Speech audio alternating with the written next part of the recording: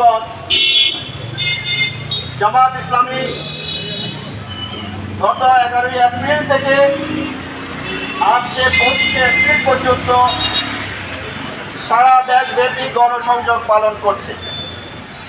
আমরা বাংলাদেশের প্রতিটি ঘরে ঘরে যাচ্ছি, প্রতিটি মানুষের কাছে যাচ্ছি।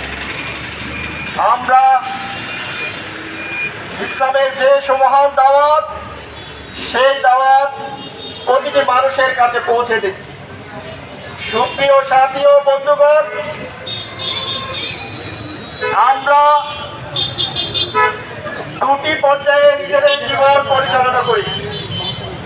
একটা হচ্ছে আমাদের ধর্মীয় জীবন, আরেকটা হচ্ছে আমাদের ব্যবহারিক জীবন।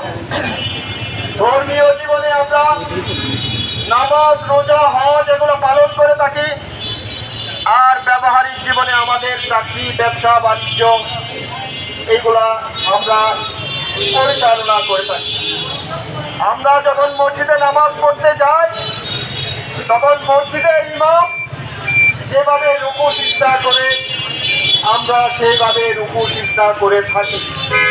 কিন্তু কোনো কারণে যদি ইমাম ভুল করে, তখন ওই ইমামকে মুসল্লিরা মানতে নারাজ, সেজন্য লক্ষ দিয়ে ওই ইমামকে সঠিক জায়গায় আনতে বাধ্য করে।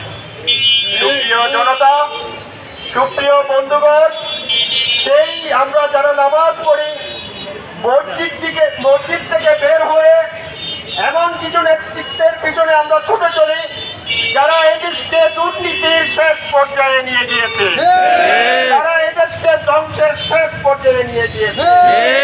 নামাজ রোজা শুধু ইবাদত নয়, রাজনীতি করা ইবাদত, সঠিক নেতৃত্ব, দিনদার নেতৃত্ব, সৎ নেতৃত্বকে সমর্থন করা ইবাদত। আপনার কারণে যদি এদেশে ফ্যাসিস্ট সরকার কায়েম হয়, তার দায়িত্ব আপনাকেও নিতে হবে। আর আপনার সমর্থনের কারণে যদি এদেশে সৎ নেতৃত্ব প্রতিষ্ঠিত হয়, তার মাধ্যমে যদি দুর্নীতিমুক্ত রাষ্ট্র প্রতিষ্ঠিত হয়, কল্যাণমূলক রাষ্ট্র প্রতিষ্ঠিত হয়, তাহলে একদিকে দুনিয়ায় সুখ এবং কল্যাণ আপনি লাভ করবেন, অন্যদিকে আখিরাতে আল্লাহ তাআলা আপনাকে উত্তম প্রতিদান দিবে ইনশাআল্লাহ। সুপ্রিয় বন্ধুগণ,